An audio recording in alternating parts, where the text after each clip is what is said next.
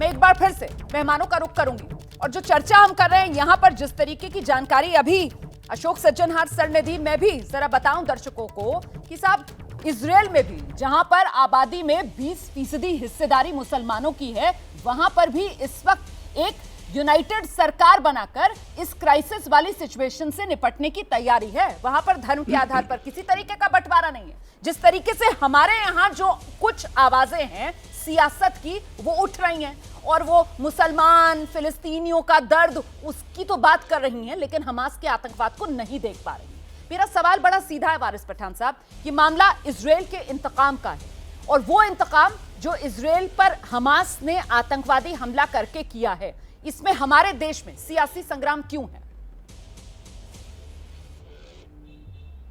देखिए, इसका सॉल्यूशन है ना हमारे ही देश के ex prime minister, late ex prime minister Shri Atal Bihari Vajpayee ji, जो आपकी पार्टी के थे रोमाना जी, उन्होंने तो खुली तौर से कहा है ना कि भाई ये जो मिडल ईस्ट के अंदर हो रहा है, ये जबरन उनका लैंड ले लिया गया है, तो इसराइल को फिलिस्तीन का लैंड खाली करना पड़ेगा, ये उन्होंने बोल दिया था। तो हम तो उसी के साथ है कि ठीक है, वो भी जब बोल रहे थे तो आपको क्या प्रॉब्लम है? उनके यहाँ पे अन्य भक्त अजब अजब बातें कर रहे हैं, जब वाजपेयी जी की बात अब नहीं समझ रहे हैं। मैं सिर्फ एग्जांपल दे कि कोई अपने घर में घुस जाएगा, आपका घर को कब्जा कर लेगा, खा जाएगा, कोई शिफ्ट नहीं हुआ है स्टैंड में।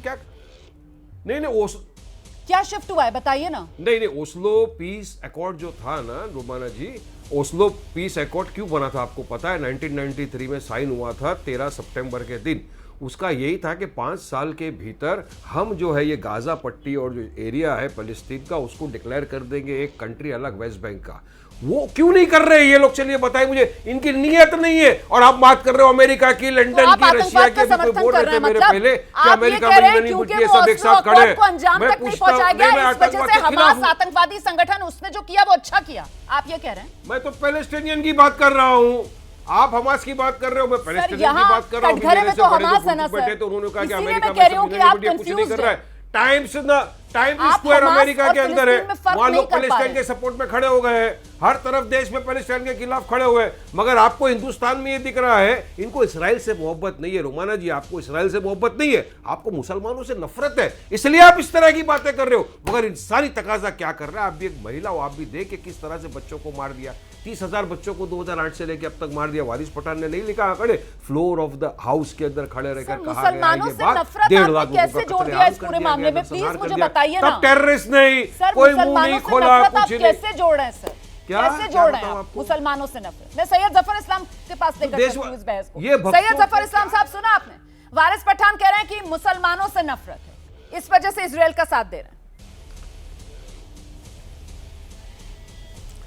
देखिए, इनको मुसलमानों से इनको भी बहुत नफरत है, इसलिए इनको ही नफरत है, इसलिए इस तरह की बातें उठा रहे हैं। देश में मुसलमानों के खिलाफ एक माहौल बनाने का काम जो है असदुद्दीन ओवैसी और कुछ इस तरह की पार्टियां कर रहे हैं, ताकि जब ये मुस्लिम को कटघरे में खड़ा करते हैं कि आतंकवाद के खिलाफ खड़े रहने के बजाय इनको इस तरह के कटघरे में ये खड़ा कर देते हैं। ये मुस्लिम समाज के लिए, जैसे मैंने कहा कि वहाँ पैलेस्टीनियन जो वहाँ पर जो गाजा में जो इसमें वेस्ट बैंक में जो वहाँ पर है अथॉरिटी, उसके कॉज को डैमेज कर रहा है हमास, या आतंकी संगठन। उसी तरह ओवैसी एंड कंपनी और इस तरह के जो मानसिकता के लोग यहाँ के मुस्लिम को कहीं ना कहीं कटघरे में खड़ा करने की कोशिश करें। लेकिन आपको समझना पड़ेगा, वो आतंकी संगठन है और देश के मुसलमान समझते हैं कि आतंकी संगठन और पैलेस्टीनियन कॉज में फर्क है, और इसीलिए और भी अरब ममालिक है वो भी इसको समझते हैं, इसलिए इस तरह की बातें समझ के बोलते हैं। और हमास जो आतंकवादी संगठन है उसके बीच, इसी को लेकर ये जो सियासी घालमेल है, उससे असली नुकसान किसका? जैसे ही घड़ी का काटा दोपहर 2:30 पे आए, बबीता जी का दिल सास बहू साजिश के लिए मचल जाए। और ये है इनकी बहू, पूरे दिन ऑफिस की टेंशन हो जाए गॉन जब ये करें अपना फेवरेट शो फ्री टाइम पे ऑन। इनकी तरह आप भी देखिए अपना फेवरेट शो अपने टाइम पर और डाउनलोड कीजिए एबीपी लाइव ऐप अपने स्मार्ट टीवी पर।